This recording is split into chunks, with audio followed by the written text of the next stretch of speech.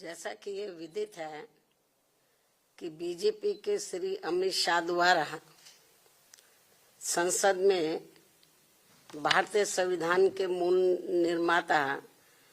व दलितों एवं अन्य उपेक्षित वर्गों के पूजनीय भगवान व मसीहा परम पूज्य बाबा साहब डॉक्टर भीमराव अम्बेडकर के बारे में जिन शब्दों का इस्तेमाल किया गया है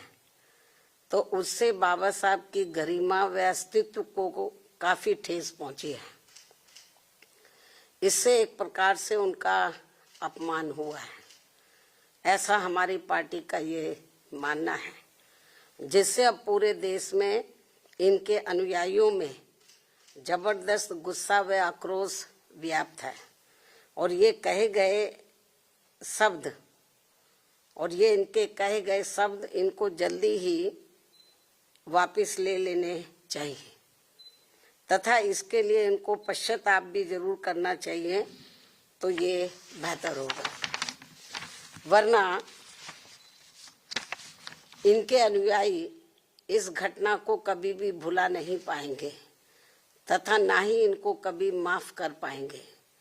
जिस प्रकार से बाबा साहब के प्रति कांग्रेस पार्टी के असंख्य रहे गलत कारनामों को इनके अनुयायी अभी तक भी भुला नहीं पाए हैं और ना ही ये कभी कांग्रेस पार्टी को माफ करने वाले हैं, चाहे ये अपने कितने रंग ढंग व चाल आदि भी क्यों ना बदल लें।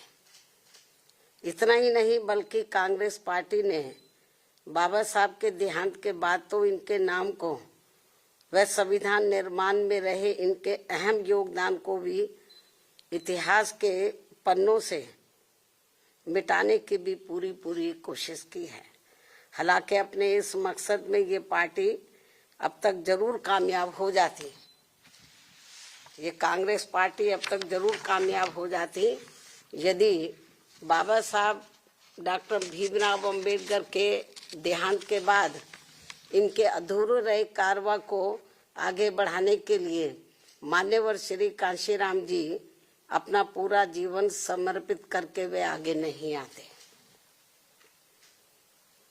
जिसको मंजिल तक पहुंचाने के लिए मुझे भी अपनी पूरी जिंदगी समर्पित करनी पड़ी है। इसके साथ ही मान्यवर श्री कांशीराम जी ने बाबा साहब के संघर्ष व इनके कारवां को खत्म करने वाली कांग्रेस पार्टी के सभी साम दाम दंड भेद आदि हथकंडों का मुकाबला करके व उनसे सावधानी बरतते हुए तब फिर बीएसपी का गठन किया है, जिससे अब कांग्रेस बीजेपी व अन्य सभी जातिवादी एवं संकीर्ण मानसिकता रखने वाली पार्टियां किस्म किस्म के हथकंडे इस्तेमाल करके कमजोर करने में लगी है। जबकि यूपी में 4 बार बीएसपी के नेतृत्व में रही सरकार ने जिस प्रकार से यूपी की राजधानी लखनऊ में व दिल्ली के नजदीक नोएडा में भी बाबा साहब डॉक्टर भीमराव अम्बेडकर के सम्मान में अनेकों भव्य व ऐतिहासिक स्मारक संग्रहालय व स्थल आदि बनाए हैं,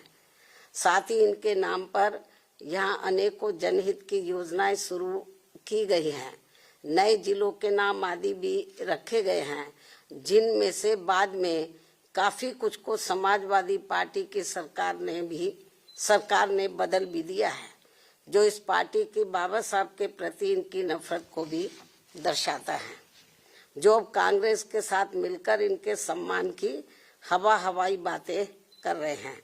इसी प्रकार इन वर्गों से जुड़े अन्य संतों, गुरुओं व महापुरुषों आदि को भी पूरा आदर सम्मान दिया गया है, जिससे अब कांग्रेस व बीजेपी आदि की नींद उड़ी हुई है।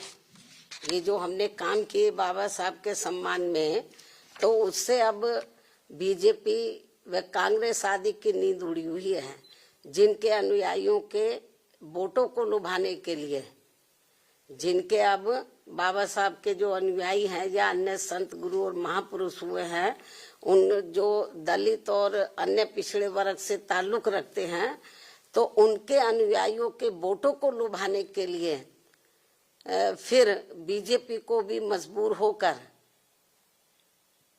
वे अपने दिल पर पत्थर रखकर इनके सम्मान में कुछ कदम भी उठाने पड़े। और अब कांग्रेस पार्टी भी बाबा साहब के दलित व अन्य उपेक्षित वर्गों के वोटों को लुभाने के लिए आए दिन किस्म किस्म की सियासत करने में लगी है। और इसी क्रम में कांग्रेस पार्टी अब इस कोशिश में लगी है कि श्री अमित शाह के मुद्दे पर कुछ न कुछ दलितों का वोट जरूर बटोर लिया जाए।